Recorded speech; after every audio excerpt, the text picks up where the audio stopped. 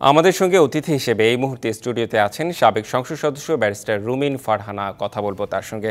আপনাকে স্বাগত জানাচ্ছি। কেমন আছেন আপনি? ভালো আছি, খুব ভালো আছি। আচ্ছা, এখন তো অন্তর্বর্তীকালীন সরকার নিয়ে আসলে আলোচনা চলছে, সেই বিষয়টি আসলে সবার দৃষ্টিতে, সবার নজরে। আমি একটু জানতে চাই যে আপনারা আসলে কেমন চাইছেন আসলে অন্তর্বর্তীকালীন সরকারটা। সেটা হচ্ছে বৈষম্য বিরোধী ছাত্ররা ডক্টর মোহাম্মদ ইউনূসকে প্রধান করে, অর্থাৎ প্রধান উপদেষ্টা করে একটা অন্তর্বর্তীকালীন সরকার চাইছে। আপনাদের প্রতিক্রিয়া কি এটাতে? দেখুন, আজকে বাংলাদেশের যেই দ্বিতীয়বার মুক্তি ঘটল, আমি বলি বাংলাদেশ দ্বিতীয়বার স্বাধীন হলো, এর পেছনে বহু মানুষের ত্যাগ আছে, বহু মানুষের রক্ত আছে, বহু মানুষের দিনের পর দিন নির্যাতনের ইতিহাস আছে। সুতরাং আজকের যে বাংলাদেশ, এটা ছাত্র জনতা সকলের বাংলাদেশ। সুতরাং যেই সিদ্ধান্তে আসুক না কেন, সকলের সমন্বিত একটি সিদ্ধান্তই প্রিভেইল করবে বলে আমি বিশ্বাস করি। আর ডক্টর মোহাম্মদ ইউনূসের ব্যাপারে তো একটা কথা বলতেই হয় যে বাংলাদেশের মুখ তিনি সারা বিশ্বে পরিচিত করেছেন, উজ্জ্বল করেছেন, আমাদের সকলকে তিনি গর্বিত করেছেন। এবং তিনি এমন একজন ব্যক্তি যিনি কোনোদিন কোনো রাজনীতির সঙ্গে সংশ্লিষ্ট ছিলেন না, এবং গত স্বৈরাচার সরকার যারা পালাতে বাধ্য হলো গতকাল, তাদের সময় তিনি ভীষণভাবে নির্যাতিত হয়েছেন, অপমানিত হয়েছেন। এবং গণমানুষ, সাধারণ মানুষ, আমরা কিন্তু ওনাকে ভীষণ শ্রদ্ধা করি।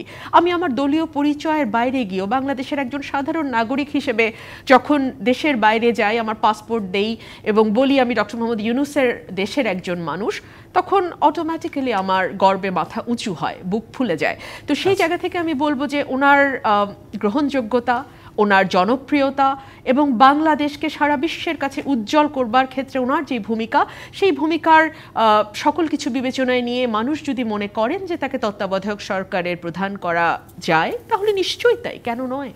হ্যাঁ, অন্তর্বর্তীকালীন সরকার। আচ্ছা, আমি আপনার কথার প্রসঙ্গ ধরে একটু বলতে চাই, ডক্টর মোহাম্মদ ইউনূস, এটা শোনা যায়, এটা আসলে কথিত, সেটা হচ্ছে যে উনি দীর্ঘ সময়ের জন্য আসতে চান, স্বল্প সময়ের জন্য আসলে কাজ করতে চান না কিংবা ক্ষমতায় থাকতে চান না। সেই ক্ষেত্রে যদি আমি বলি যে 3 মাসের মধ্যে সব কিছু কি করা সম্ভব? এই যে ভোটার তালিকা হালনাগাদের ব্যাপার আছে, নির্বাচন কমিশন পুনর্গঠনের বিষয় রয়েছে, আরও অনেক আনুষঙ্গিক ব্যাপার আছে। তো এই যে ডক্টর মোহাম্মদ ইউনূসকে নিয়ে আপনি কথা বলছিলেন, এটি যদি দীর্ঘায়িত হয়, কিংবা বিএনপি আসলে কি চায়? দেখুন, 3 মাস সময়সীমাটা আসলে কোথা থেকে আসছে? তত্ত্বাবধায়ক সরকারের যে প্রভিশন, যেখানে 3 মাস ছিল, সেটা তো উঠে গেছে সংবিধান থেকে। এটা জাস্ট ধরে আর কি আমি বলেছি। এখন কতদিন হবে? হ্যাঁ, ছিল, এক সময় ছিল। আমি এই যে গণ অভ্যুত্থান হলো গতকাল, তারপর কিন্তু আমি লক্ষ্য করেছি যে আমাদের বেশ কিছু মিডিয়া হাউসে হামলা চালানো হয়েছে। আমি আজকে লক্ষ্য করলাম আমাদের পুলিশ মহাপরিদর্শক, উনি বেশ গোপন জায়গা থেকেই মনে হয় ভিডিও বার্তার মতনই দিচ্ছিলেন। উনি ওনার পোশাকে নেই এবং he was not at his office, at least এটুকু পরিষ্কার বোঝা গেছে।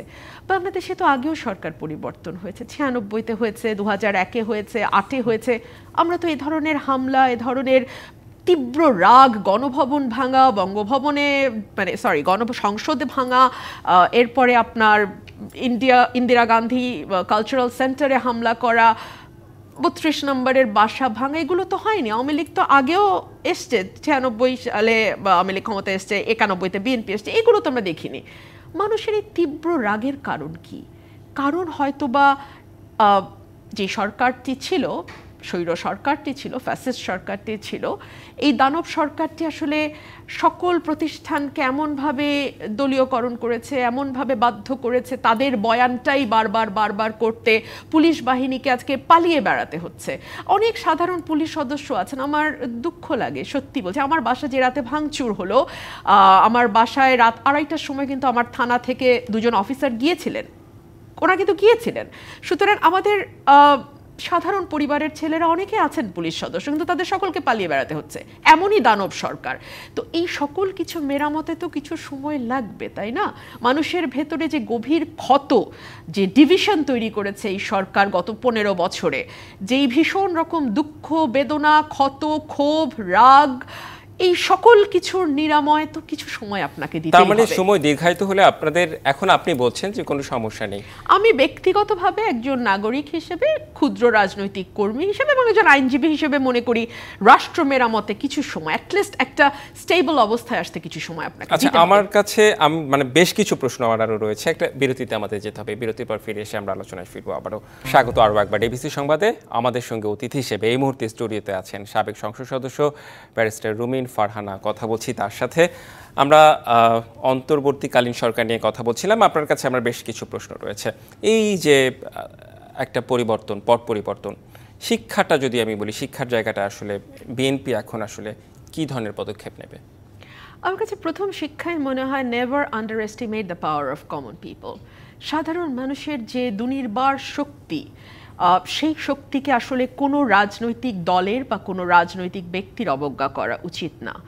অতিরিক্ত অহংকার, অতিরিক্ত আত্মবিশ্বাস একটা সময় ধ্বংস নিয়ে আসে এবং আমার মনে হয় যে চারপাশে যদি আপনি আসলে ইয়াস বস নিয়ে ঘোরেন তাহলে না আপনার কাছে সত্য কথা অনেক দেরিতে পৌঁছবে। যখন পৌঁছবে তখন আসলে আপনাকে পালায় যাওয়া ছাড়া আপনার হাতে আর কোনো উপায় থাকবে না। এবং আমি বিশ্বাস করি বাংলাদেশকে বারবারই আসলে রক্ত দিতে হয়েছে। আমরা বাংলাদেশের জন্মের পরে আমরা 90-এ রক্ত দিয়েছি, 2024-এ রক্ত দিলাম এবং এর আগে তো গত 10 বছর অবর্ণনীয় নির্যাতন হয়েছে বিরোধী দলের নেতাকর্মীদের ওপর। সেগুলো যদি আমরা মাথায় রাখি, আমার মনে হয় যে পিসফুল ট্রানজিশন অফ পাওয়ার, একটা শান্তিপূর্ণভাবে ক্ষমতা হস্তান্তরের রাস্তাটা সকল রাজনীতিবিদেরই রাখা উচিত। এবং অতিরিক্ত দম্ভ, অতিরিক্ত আত্মবিশ্বাস এবং অতিরিক্ত ইয়াসম্যান টাইপের মানুষ, মোসাহেব, তাদের কাছ থেকে মনে হয় শিক্ষা নেওয়া উচিত, একটু দূরে থাকার দরকার। আপনার কথার প্রসঙ্গ ধরেই বলতে চাই, আপনারাই বলছেন যে গত 10 বছরে 15 বছরে যে পরিমাণ অত্যাচার হয়েছে, বিএনপি যদি ভবিষ্যতে ক্ষমতায় আসে একটি ফেয়ার ইলেকশনের মধ্য দিয়ে, তারা কি একইভাবে প্রতিশোধ পরায়ণ হয়ে উঠবে? আমি বিশ্বাস করি না। কারণ আমি দেখেছি আমাদের অ্যাক্টিং চেয়ারম্যান জনাব তারেক রহমান, উনি কিন্তু ওনার প্রথম স্পিচেই বলেছেন যে অনেক অত্যাচার, অনেক নির্যাতন আমাদের চেয়ারপারসন থেকে শুরু করে প্রত্যেকটি মানুষের ওপর করা হয়েছে। এবং আমরা যদি তাই করি তাহলে আর তাদের সাথে আমাদের ডিফারেন্সটা কি থাকলো? এই যে শান্তির বার্তা দিয়ে নতুন যাত্রা শুরু হচ্ছে, আমি বিশ্বাস করি এই শান্তির বার্তাটা আমরা সকলেই যার যার জায়গা থেকে সমুন্নত রাখতে পারবো এবং বাংলাদেশে আর কোনো হানাহানি, আর কোনো দলের জায়গা থেকে প্রতিশোধ নেওয়া, এই জায়গাগুলোতে আমরা মনে করি আর পুনরাবৃত্তি হবে না। এবং আমাদের মহাসচিব তিনি কিন্তু শুরু থেকে একটা কথাই বলছেন যে আপনারা শান্ত থাকুন, আপনারা শান্ত হন, কোথাও কোনো হামলা করবেন না। এবং আমি বিএনপির একজন ক্ষুদ্র কর্মী হিসেবে আসলে আমি সকলের কাছে বলছি, হাত জোর করে বলছি, কোনো রকম কোনো হামলা, কোনো রকম কোনো সহিংসতা নয়। এবং আমাদের পাশে যেই বন্ধুরা আছেন, সংখ্যালঘু বন্ধুরা আছেন, তাদের নিরাপত্তার দায়িত্বটা আপনারাই নেবেন, আমি এটুকু আশা করি। আমার কাছে আরেকটা প্রশ্ন আছে, অনেক প্রশ্নই আছে কিন্তু সময় সংক্ষেপ। সেটি হচ্ছে যে অন্তর্বর্তীকালীন সরকার গঠিত হলে তার পরবর্তীতে যেসব প্রক্রিয়া, নির্বাচন, একটা ফেয়ার ইলেকশনের মাধ্যমে, এর আগেও আমি বললাম বিএনপি যদি নির্বাচনে আসে, আমি বলেছি তখন আপনারা প্রতিশোধ পরায়ণ হবেন কিনা। এখন আমি বলছি দেশে বিরোধী দল তাহলে কে হবে? এখন শক্তিশালী বিরোধী দল? আমরা মানুষের শক্তিতে বিশ্বাস করি, আমরা মানুষের রায়ে বিশ্বাস করি, আমরা মানুষের যা নির্ধারণ করে মানুষ তাতে বিশ্বাস করি। সুতরাং বিএনপি সঙ্গে অন্যান্য রাজনৈতিক দলও তো সকলেই নির্বাচনে অংশ নেবে। যে সেকেন্ড মেজরিটি পাবে সেই বিরোধী দল হবে, যে ফার্স্ট মেজরিটি পাবে সেই সরকার গঠন করবে। এভাবেই হবে, যেটার গণতান্ত্রিক প্রক্রিয়া যা সেভাবেই হবে। কিন্তু এক্ষেত্রে দেখা যায় যে যখন বিএনপি নির্বাচনে আসেনি, তখন যখন আওয়ামী লীগ ইলেকশন করলো, তখন দেখা গেল যে জাতীয় পার্টি, মানে ব্যাপারটা শক্তিশালী বিরোধী দল বলতে যা বোঝায় তা তো থাকছে না। মানে তা কি থাকছে? আপনার কি মনে হয়? দেখুন, গত 15 বছর বাংলাদেশে কোনো রাজনীতি ছিল না। বাংলাদেশের রাজনীতিকে সমূলে উচ্ছেদ করে একটা মাফিয়া তন্ত্র কায়েম করা হয়েছিল, এক ব্যক্তির শাসন কায়েম করা হয়েছিল এবং তিনি কিছু অলিগার্কদের নিয়ে একটি মজমা বসিয়ে তিনি শাসন করেছেন বাংলাদেশ। একটা গণতান্ত্রিক দেশ আসলে এরকম হওয়ার কথা না, হয়ও না। আমি মনে করি যে নতুন যে সরকার গঠিত হবে বা যে নির্বাচনটি হবে সেখানে ছোট বড় মাঝারি সকল দল অংশ নেবে এবং গণমানুষ তাতে ভোট দেবে। আমার এক সময় দেখেছি যে 90 বছরের বৃদ্ধা নাতির কোলে চড়ে এসছে ভোট দিতে। সেই দিন আমরা আবারও দেখব এবং খুব দ্রুতই দেখব আশা করছি। মানুষ যাকে সেকেন্ড পজিশনে দেবে, যাকে ফার্স্ট পজিশনে দেবে, সে সরকার গঠন করবে, যে সেকেন্ড হবে সে বিরোধী দল হবে। আমার একদমই সংক্ষেপে জানতে চাই, আরেকটি প্রশ্ন আমার কাছে রয়েছে যে যারা হচ্ছে এই যে বৈষম্য বিরোধী যারা ছাত্র, যারা যে প্রস্তাব করেছে এবং যদি বিএনপি প্রস্তাব করে কিংবা অন্যান্য রাজনৈতিক দল প্রস্তাব করবে, কোনো সাংঘর্ষিক কোনো বিষয় থাকলে সেটাকে আপনারা মেনে নেবেন নাকি আলোচনা করবেন? আপনাদের প্ল্যানটা কি? একটা স্বৈরাচারী সরকারের শক্তি হচ্ছে বল প্রয়োগ করা, একটা গণতান্ত্রিক অ্যাটমসফিয়ারের শক্তি হচ্ছে আলাপ আলোচনা করা। আমরা গণতান্ত্রিক অ্যাটমসফিয়ারে প্রবেশ করেছি, আমরা আলাপ আলোচনার মধ্য দিয়েই একমতে আসতে পারবো বলে আমি বিশ্বাস করি। জি, আপনাকে অনেক অনেক ধন্যবাদ আমাদের আজকে সময় দেওয়ার জন্য। আপনাকে অসংখ্য ধন্যবাদ।